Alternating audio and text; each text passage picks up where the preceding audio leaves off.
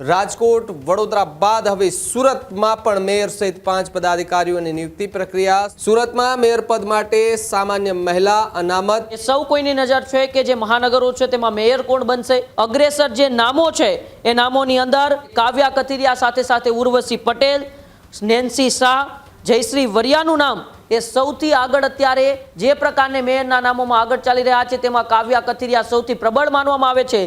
1 મે થી 3 મે સુધી જિલ્લાની અંદર નિરીક્ષકો છે તે સેન્સ લેશે। સંભવિત ડેપ્યુટી મેયરના ચહેરાઓની વાત કરીએ તો સુધાકર ચૌધરી, દિનેશ રાજપુરોહિત, ભાઈદાસ પાટીલ અને સંજય પાટીલ અત્યારે ડેપ્યુટી મેયરની રેસમાં સૌથી આગળ માનવામાં આવી રહ્યા છે। સુરત ઉપર સૌ કોઈની નજર છે। ત્યારે જ ન્યૂઝરૂમ ગુજરાતની યુટ્યુબ ચેનલને સબસ્ક્રાઇબ કરો અને ઇન્સ્ટાગ્રામ અને ફેસબુક પર ફોલો કરો। અપડેટ રહો, સત્યની સાથે રહો।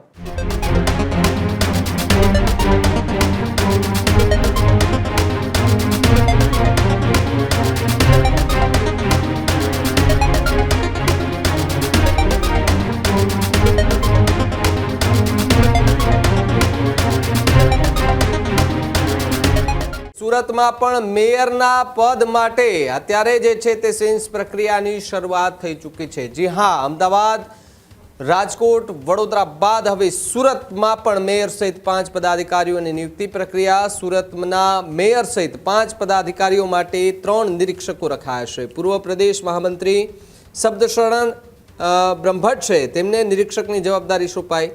પૂર્વ પ્રદેશ મંત્રી જાનવી વ્યાસ અને જુગલ રાવલ જે છે તેમને પણ ખાસ જવાબદારી આપવામાં આવી।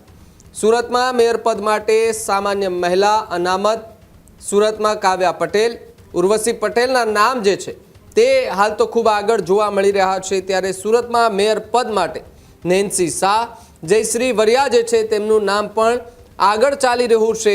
સુરતમાં ડેપ્યુટી મેયર પદે સુધાકર ચૌધરી, દિનેશ રાજપુરોહિતનું નામ જે છે તે આગળ જોવા મળી રહ્યું છે। ત્યારે ભાઈદાસ પાટીલ અને સંજય પાટીલના નામ જે છે તે હાલ સુરતમાં ચર્ચાતા જોવા મળી રહ્યા છે। એટલે કે મેયર, ડેપ્યુટી મેયર, સ્ટેન્ડિંગ કમિટીને લઈને હાલ તો જે છે તે એમના માટે પદના ચહેરા પસંદ કરવા માટે સેન્સ પ્રક્રિયા જે છે તે અત્યારે હાથ ધરી દેવામાં આવી છે। અને ભારતીય જનતા પાર્ટીના દિગ્ગજો જે છે તેઓ અત્યારે અલગ અલગ વિસ્તારોમાં સેન્સ લેવા માટે જઈ રહ્યા છે। 3 દિવસ સુધી આ પ્રક્રિયા જે છે તે ચાલશે।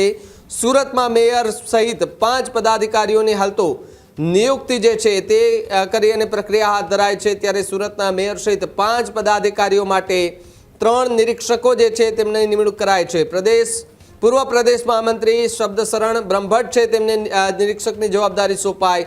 પૂર્વ પ્રદેશ મંત્રી જાનવી વ્યાસ અને જુગલ રાવલ જે છે તેમને પણ જવાબદારી સોંપી દેવામાં આવી છે। સુરતમાં મેયર પદ માટે સામાન્ય મહિલા અનામત સીટ જે છે તે તો બીજી તરફ સુરતની અંદર અનેક નામો ચર્ચાઈ રહ્યા છે, પરંતુ 2 નામો જે છે તે ખૂબ આગળ ચર્ચાતા જોવા મળી રહ્યા છે અને એ છે કાવ્યા પટેલ એટલે કે અલ્પેશ કથિરિયા જે પાટીદાર આગેવાન છે એમના પત્ની કે જેઓ ચૂંટણીના જંગમાં ઉતર્યા હતા અને તેઓ વિજેતા જાહેર થયા હતા। એટલે કે કાવ્યા પટેલનું નામ જે છે તે પણ ખૂબ આગળ જોવા મળી રહ્યું છે।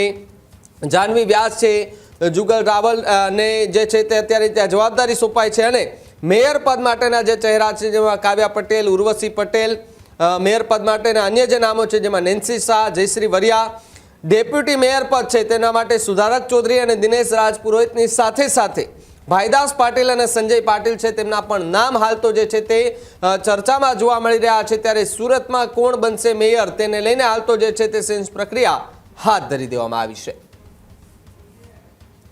તો જે રીતે સુરતની અંદર પણ સેન્સ પ્રક્રિયા જે છે તે અત્યારે હાથ ધરી દેવામાં આવી છે। કોણ બનશે સુરતના મેયર, કોણ બનશે સુરતના ડેપ્યુટી મેયર તેને લઈને હાલ તો જે છે તે અલગ અલગ ચર્ચાઓ થતી જોવા મળી રહી છે। અને છેલ્લા 48 કલાકથી જે નામો જે છે તે ચર્ચા રહ્યા છે તેમાં એક મહિલા ઉમેદવાર તરીકે જેમણે આ ચૂંટણીમાં પોતાની ભૂમિકા ભજવી હતી તેવા કાવ્યા પટેલ જે છે તેમનું નામ ખૂબ આગળ જે છે તે જોવા મળી રહ્યું છે અને તેમને મેયર પદ માટે પસંદ કરવામાં આવે તેવી પણ હાલ તો પૂરેપૂરી સંભાવનાઓ જે છે તે જોવા મળી રહી છે। તો સાથે જ ઉર્વશી પટેલનું નામ પણ કાવ્યા પટેલની જેમ જે છે તે ખૂબ ચર્ચામાં રહ્યું છે। મેયર પદ માટે અન્ય નામોની જો વાત કરીએ તો નેન્સી શાહ અને જયશ્રી વરિયા છે તેમનું નામ અત્યારે ખાસ જે છે તે ચર્ચાતું જોવા મળી રહ્યું છે। ઉમંગ મારી સાથે ન્યૂઝ રૂમથી જોડાયા છે। ઉમંગ, જે રીતે સુરતની અંદર સ્થાનિક સ્વરાજ્યની ચૂંટણીમાં અલ્પેશ કથિરિયાએ જે રીતે મહેનત કરી અને કાવ્યા પટેલને પોતાના વિસ્તારમાં જીતાડીને લાવ્યા છે, હવે મેયર અને ડેપ્યુટી મેયર પદ માટે અલગ અલગ સેન્સ પ્રક્રિયા જે છે તે લેવાની શરૂઆત થઈ ચૂકી છે. કયા એવા ચહેરાઓ જે છે કે સુરતની અંદર અત્યારે આગળ ચાલી રહ્યા છે અને મેયર અને ડેપ્યુટી મેયર પદે એમને સ્થાન મળે તેવી સંભાવના છે? જી બિલકુલ ભાવિક, ગુજરાતની અંદર સ્થાનિક સ્વરાજ્યની ચૂંટણીઓ પૂર્ણ થઈ ચૂકી છે. સમગ્ર ગુજરાતની અંદર ફરી એક વખત એ ભારતીય જનતા પાર્ટીનો દબદબો જોવા મળી રહ્યો છે અને હવે એ સૌ કોઈની નજર છે કે જે મહાનગરો છે તેમાં મેયર કોણ બનશે, નગરપાલિકામાં પ્રમુખ કોણ બનશે, તાલુકા પંચાયત અને જિલ્લા પંચાયતોમાં પ્રમુખ કોણ બનશે. પરંતુ સૌ કોઈની નજર એ સૌથી વધારે હોય તો સુરત પર છે, કારણ કે આ વખતે સુરતની ચૂંટણીનો જંગ છે આપણે સૌએ જોયો છે. જે રીતે સુરતની ચૂંટણી એ પ્રતિષ્ઠાનો જંગ બની ગઈ હતી. એક બાજુ આમ આદમી પાર્ટીએ પોતાનું વધતું પ્રભુત્વ સાથે મજબૂતાઈથી ચૂંટણી લડતી હતી, તો બીજી બાજુ એ પાટીદાર ટ્રમ્પ કાર્ડ તરીકે ભારતીય જનતા પાર્ટીએ અલ્પેશ કથિરિયા ટીમને જવાબદારી સોંપી કે આ વખતે સુરતની અંદર એ સંપૂર્ણ રીતે ભારતીય જનતા પાર્ટીનો દબદબો જાળવવા માટે અલ્પેશ કથિરિયા અને પાટીદાર વિસ્તારોમાં આમ આદમી પાર્ટીના વધતા પ્રભુત્વ સામે મેદાને ઉતર્યા અને તેમાં પણ અલ્પેશ કથિરિયાએ ખરા ઉતર્યા. તેમણે પાટીદાર વિસ્તારોની અંદર પોતાનો જે જાદુ છે એ જાદુ બરકરાર રાખ્યો અને જે આમ આદમી પાર્ટીની સીટો હતી એ 27 સીટોમાંથી આમ આદમી પાર્ટી 4 સીટો ઉપર આવી ગઈ. પરંતુ હવે સૌથી મોટો સવાલ છે કે જે સુરતની ચૂંટણીઓ પર સૌ કોઈની નજર હતી તે સુરતની ચૂંટણીઓની અંદર 115 સીટો સાથે એ ભવ્ય વિજય તો ભારતીય જનતા પાર્ટીએ મેળવી લીધો, પરંતુ હવે એ સુરતના સરતાજ કોણ બનશે તેમની ઉપર સૌ કોઈની નજર છે ને સુરતના સરતાજ બનવામાં એટલે કે મેયર બનવામાં સૌથી અગ્રેસર જે નામો છે એ નામોની અંદર કાવ્યા કથિરિયા, જેઓ અલ્પેશ કથિરિયાના પત્ની છે, વોર્ડ નંબર 3 માંથી તેઓ ચૂંટણી જીતીને આવ્યા છે, તે કાવ્યા કથિરિયા સાથે સાથે ઉર્વશી પટેલ, નેન્સી શાહ, જયશ્રી વરિયાનું નામ એ સૌથી આગળ અત્યારે મેયર પદ માટે આગળ ચાલી રહ્યું છે. પરંતુ ભારતીય જનતા પાર્ટી એ હંમેશા ભૂતકાળની અંદર પણ એક એવું નામ લઈ આવે છે જેમની કોઈને પણ એ આશા પણ ન હોય છે, કોઈ તેમનું નામ એ ચર્ચામાં પણ ન હોય છે, તેવા ચહેરાઓને ભારતીય જનતા પાર્ટી હંમેશા એ સામે લાવતી હોય છે અને ફરી એક વખત કદાચ એવું જ બની શકે. પરંતુ અત્યારે જે પ્રકારને મેયરના નામોમાં આગળ ચાલી રહ્યા છે તેમાં કાવ્યા કથિરિયા સૌથી પ્રબળ માનવામાં આવે છે, તો બીજી બાજુ નેન્સી શાહ અને જયશ્રી વરિયા છે તેઓ પણ અત્યારે પ્રબળ માનવામાં આવે છે. અત્યારે સેન્સ પ્રક્રિયાની શરૂઆત થઈ ગઈ છે.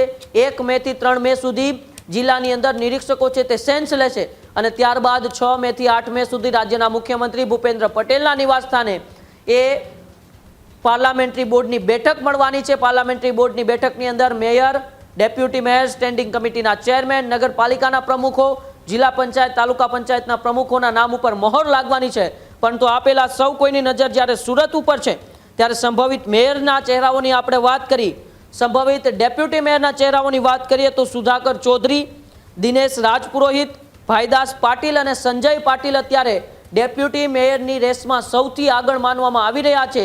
કારણ કે ડેપ્યુટી મેયરમાં પણ એ મહત્વના એ કામો હોય છે તેમને કરવાના રહેતા હોય છે. ત્યારે સુધાકર ચૌધરી સહિત દિનેશ રાજપુરોહિત, ભાઈદાસ પાટીલ અને સંજય પાટીલ આમ 4 નામો એ અત્યારે પ્રબળ માનવામાં આવી રહ્યા છે. તો સૌથી મજબૂત જો કોર્પોરેશનની અંદર કોઈ હોદ્દો હોય તો સ્ટેન્ડિંગ કમિટીના ચેરમેન હોય છે. ત્યારે સ્ટેન્ડિંગ કમિટીના ચેરમેનમાં સુરતની અંદર જો કોઈ નામો આગળ હોય તો પૂર્વ મેયર રહી ચૂકેલા દક્ષેશ માવાણી, રાજન પટેલ, અશોક રાંદેરિયા અને વૃજેશ ઉનડકટનું નામ એ સૌથી આગળ ચાલી રહ્યું છે. પરંતુ એમાં સૌથી પ્રબળ કદાચ એ પૂર્વ મેયર રહી ચૂકેલા દક્ષેશ માવાણીનું નામ આગળ છે, કારણ કે મેયર પછીનો એ સૌથી બીજો મોટો મજબૂત હોદ્દો કોર્પોરેશનની અંદર એ સ્ટેન્ડિંગ કમિટીના ચેરમેનનો હોય છે અને તેમાં જ અત્યારે નામ આ 4 નામો સૌથી આગળ ચાલી રહ્યા છે. પ્રદેશ નિરીક્ષકોની હાજરીની અંદર અત્યારે સેન્સ પ્રક્રિયા શરૂ થઈ ગઈ છે.